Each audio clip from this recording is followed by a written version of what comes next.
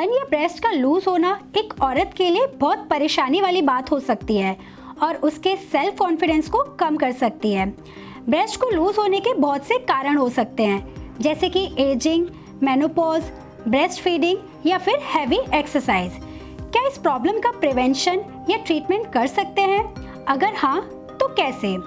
आइए इस वीडियो में पहले बात करें फेमस गायनेकोलॉजिस्ट डॉक्टर अर्चना निरुला से, जो हमें बताएंगी कि ब्रेस्ट के लूज होने की क्या साइंटिफिक वजह होती है और इसे रोकने के लिए किस तरह की जनरल रेमेडीज होती हैं। हमारे प्राचीन आयुर्वेद में भी इस प्रॉब्लम के बहुत इफेक्टिव रेमेडीज हैं, जिनके बारे में भी हम बात करेंगे, तो वीडियो को एंड तक देखते रहिए। पहले आइए बात करें डॉक्टर अर्चना निरुला से। ब्रेस्ट का लूज होना हर औरत के लिए एक बहुत ही परेशानी वाली बात होती है और उसके कई सारे कारण होते हैं। बढ़ती उम्र के साथ और मेनोपॉज के आसपास स्तन का लूज होना एक बहुत ही आम सी बात है। ये इसलिए होता है क्योंकि स्तन के जो मसल्स होते हैं उसकी इलास्टिसिटी में कमी आ जाती है। दूसरी ओर अगर हम बहुत जल्दी से अपना बहुत सारा वज़न लूज़ करते हैं, तब भी हमारे ब्रेस्ट लूज़ होने का चांस बढ़ जाता है। स्तन लूज़ होने का एक कारण हमारे शरीर की बनावट भी होती है।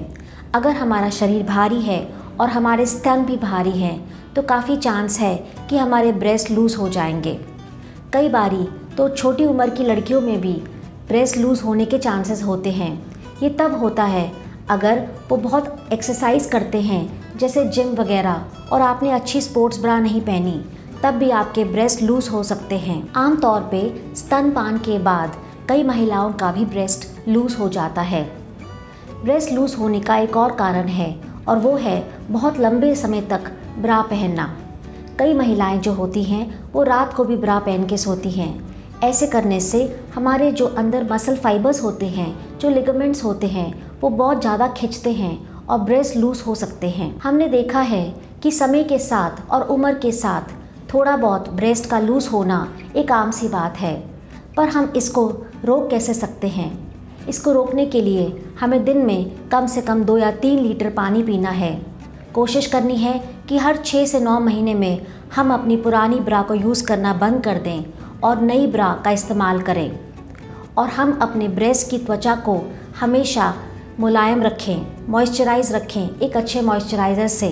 यदि हमारे ब्रेस्ट लूज़ हो गए हैं तो हमें कुछ बातों का ध्यान रखना है। हमें लगातार एक्सरसाइज और योगा करनी है।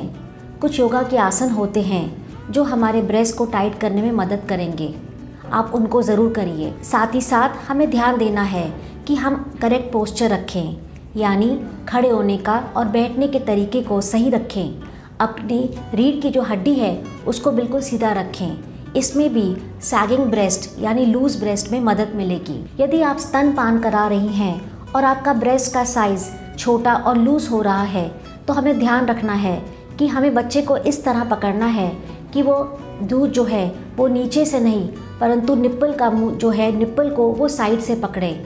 इससे भी आपके सैगिंग और लूजनेस ब्रेस्ट की, स्तन की कम हो पाएगी। अगर हमारे ब्रेस्ट या स्तन लूज हो गए हैं तो हमें ध्यान देना है कि हमें अपनी ब्रा का साइज़ बिल्कुल सही पहनना है।